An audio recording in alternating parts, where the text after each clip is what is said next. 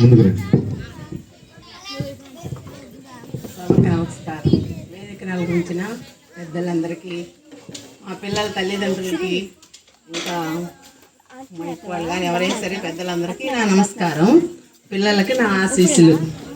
మరి ఎంతో గొప్పగా నాకు ఈ సన్మానం చేసినందుకు అందరికీ థ్యాంక్స్ అండి.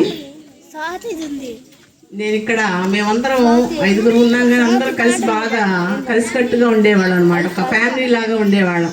హెచ్ఎం గారు కానీ, మాస్టారు శ్రీనివాసరెడ్డి మాస్టారు, అరుణ మేడం గారు, ధనలక్ష్మి కానీ అందరం బాగా కలిసిమెలిసి ఉండేవాళ్ళం అనమాట.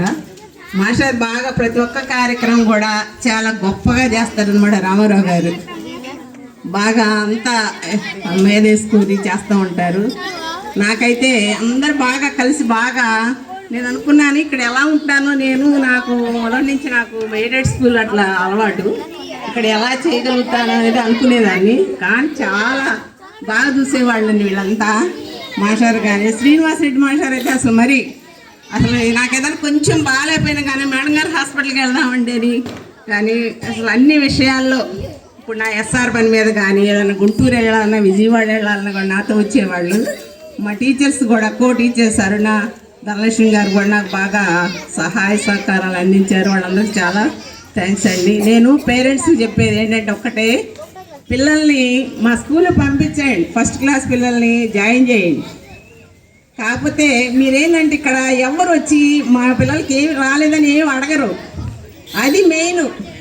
వచ్చి ఏంటి మేము పంపించాము మీకు, మీ దగ్గరికి ఏం వచ్చిందని మమ్మల్ని నిలదీయాలి. అది ఫస్ట్ చేయాల్సింది.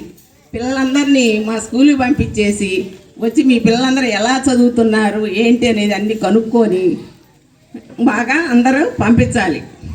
అలానే మేము నా క్యాంపెయిన్కి వెళ్ళినప్పుడు కూడా మామూలుగా చెప్పాను అనమాట. ఎలిమెంటరీ స్కూల్లే కాదు హై స్కూల్ కూడా బాగా చెప్తారు టీచర్స్, కానీ డబ్బు ఎందుకమ్మా దండగా 10th వరకు గవర్నమెంట్ స్కూల్లో చేర్పించి ఇంటర్మీడియట్ నుంచి చాలా మనీ అవసరమైంది.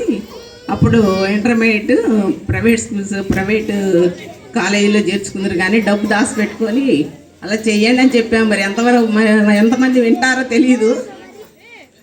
అందరూ కూడా నాకు ఈ సన్మానం చేసినందుకు అందరికీ మెనీ థ్యాంక్స్ అండి.